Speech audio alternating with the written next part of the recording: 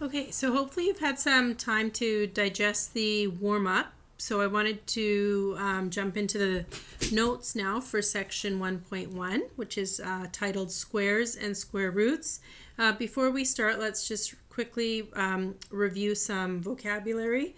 So a perfect square is a number that's the product of two identical whole numbers. So I asked you to memorize the perfect square. So 1 is a perfect square, 4 is a perfect square, 9, 16, 25, 36, 49, 64, etc. Because all of these numbers, when arranged, can make a perfect square. Think back to that pebble example with pebbles.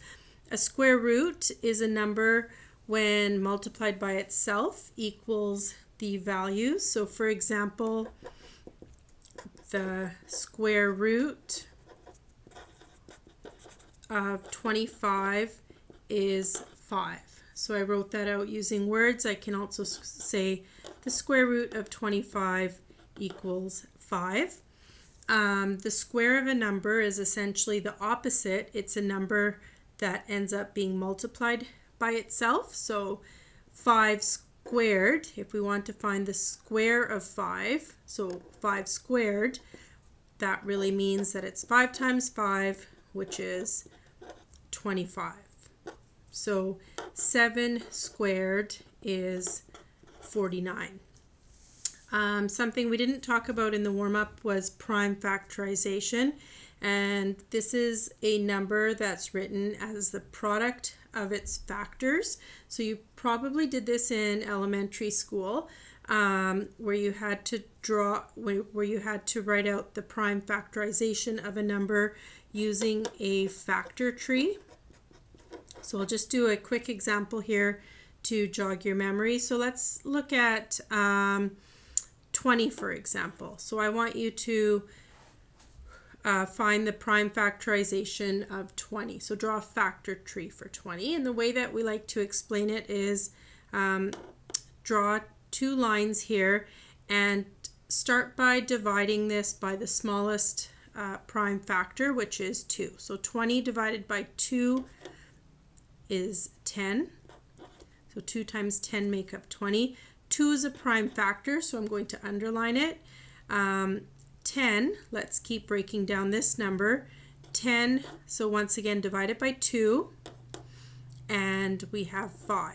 So 2 is a prime factor, and 5 is also a prime factor. So we would write out 20 equals 2 times 2 times 5. So 20 is written as a product of its factors. All the factors must be prime factors. Okay, what we're going to do is we're going to use prime factorization to determine whether or not the number that we're dealing with is a perfect square. So we're going to tie in prime factorization with perfect squares. Okay, so in order for a number to be a perfect square, there must be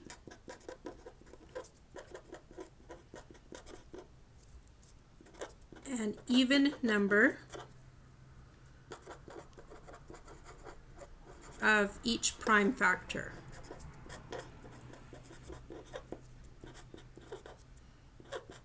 So essentially, each prime factor needs to have an identical partner, and this will make more sense when we go through some examples. So on the second page,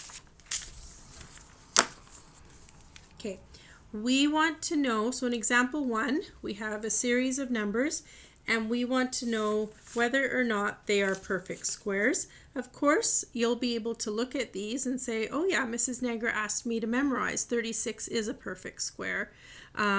And I'm just going to write yes. But what I'm asking you to do here, and the workbook is going to ask you to do the same thing, is I want you to prove that it is a perfect square. And the way that we're going to prove it is by drawing out a factor tree. So for 36 here, we always start with the smallest prime factor, 2. So what times 2 gives us 36? 2 times 18 does. So I'll just draw a line here because I can't simplify this number anymore. 18, let's continue by dividing it by 2. So 2 times what gives us 18? That's 9. So there's another one of my prime factors. Now I have 9.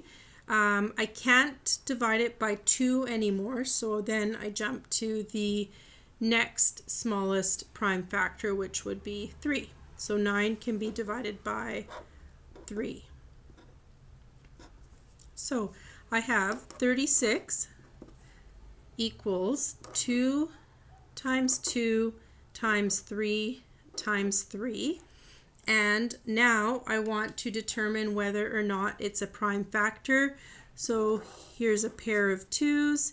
Here is a pair of 3's. So notice that each prime factor has an identical partner. So we can say yes, it's a perfect square.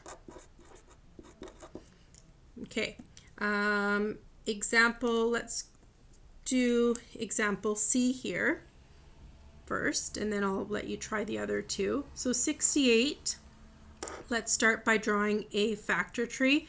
So I always start with 2. 68 if 2 works. So 68, 2 times 34 gives us 68, right? And I'd be using my calculator to do this if my mental math isn't very strong, which is fine. Most students would do that. 34, if we break that down, it's 2 times 17. So I'll underline 2. And then 17 here, it can't be divided by 2. So then I try 3. It can't be divided by 3. Then I try 5. It can't be divided by 5. It can't be divided by 7. So this is a prime factor, right? It can't be divided by any other number. So let's write out the prime factorization. 68 equals 2 times 2 times 17. And here there's a pair of 2's and there is just a single 17. So each prime factor does not have an identical factor. So no, 68 is not a perfect square. Okay, so I'd like you to pause the video and try examples B and D. Okay, so example B, 225. I tried dividing it by 2, it didn't work. So then I tried 3. So 3 times 75 gave me 225. Notice I underlined 3 because it is a prime factor. Then I broke down 75, dividing it by 3 first to give me 25. And then 25 cannot be divided by 3, but it can be divided by 5. So writing out the prime factorization for 225, I have 3 times 3 times 5 times 5. Each prime factor has its partner, so we can say yes, it's a perfect square. Example D, 216. So I wrote out the prime factorization. I had 2 times 108. 108 divided by 2 was 54. Notice I'm underlining these prime factors as I go along. 54 broke down into 2 and 27, so I underline this 2. 27, I could no longer divide it by 2, so I tried the next smallest prime factor, which was 3. So I have 3 and 9, underlining this 3 here, and then 9 breaks down into 3 and 3. So then what I did was I wrote out the prime factorization of 216. So 2 times 2 times 2 times 3 times 3 times 3. And this 2 has a partner. This 3 has a partner. However, in order for it to be a perfect square, it would have to be the same number. So 2 doesn't have a partner, 3 doesn't have a partner. So we would say, no, it's not a perfect square. Okay, so that's how you would prove whether numbers are perfect squares or not. So now let's move into problem solving. A quick review on finding the area of a rectangle or a square. So you should have seen this formula somewhere. Area equals length times width. So if I have a rectangle with a measurement of 3 centimeters and 5 centimeters, to find the area, I would multiply length times width. So 5 times 3, which is 15 centimeters squared, because we're finding the area. And now with the square,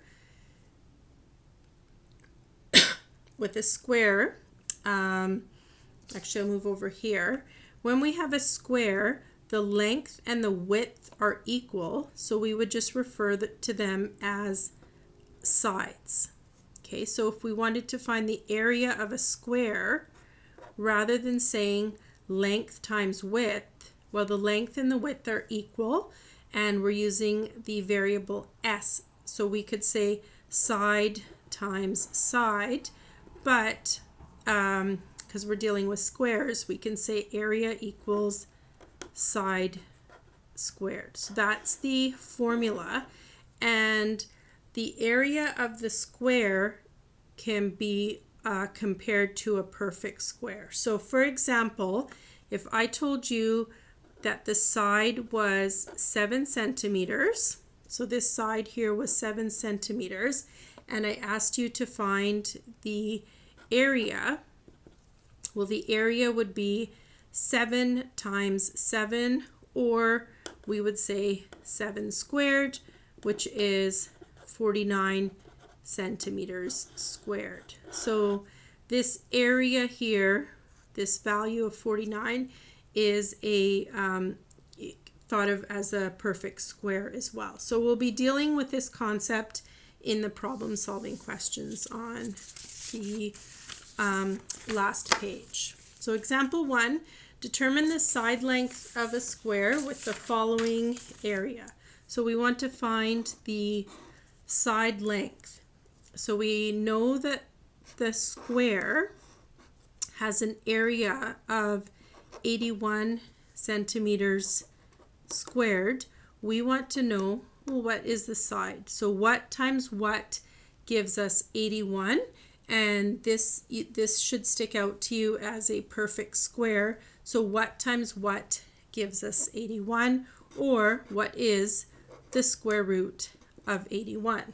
And we end up with 9 centimeters. So the side length is 9 centimeters, and we found that by taking the square root of the area. Question B, we have a square of 196 millimeters squared, and we want to know, well, what is the side length of the square? So what times what gives us 196? Those of you that have good mental math might be able to tell me the answer, but if not, you can always just plug it into your calculator. What is the square root of 196? And it ends up being 14 millimeters. So the side length here is 14 millimeters. Question C, we have a square that is 3,600 meters squared. So what times what gives us 3,600? So we can take the square root of 3,600 and we end up with 60 meters. So that tells us that the side length of the square is 60 meters. So now we're going to reverse it. Example 2, we're looking for the area of the square when we know the side length. So we have a square. I'm putting in these lines here to show that it's a square and that they equal the same.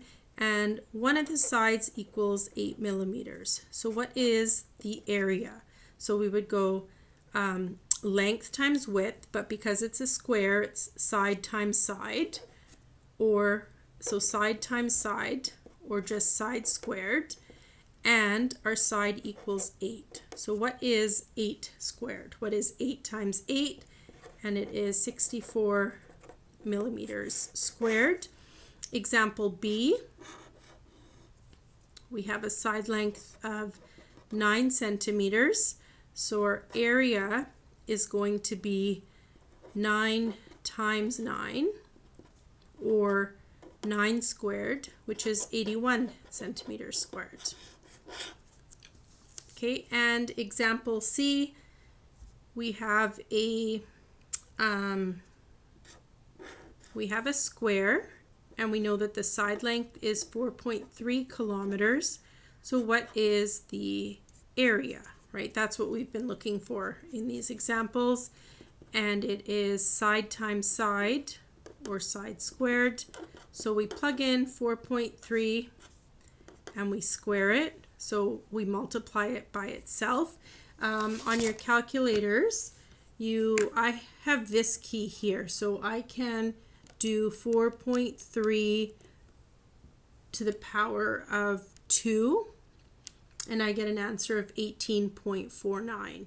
So look for that key on your calculator. It might also just be like this type of key, x squared key, but 4.3 times 4.3 is 18.49 kilometers squared.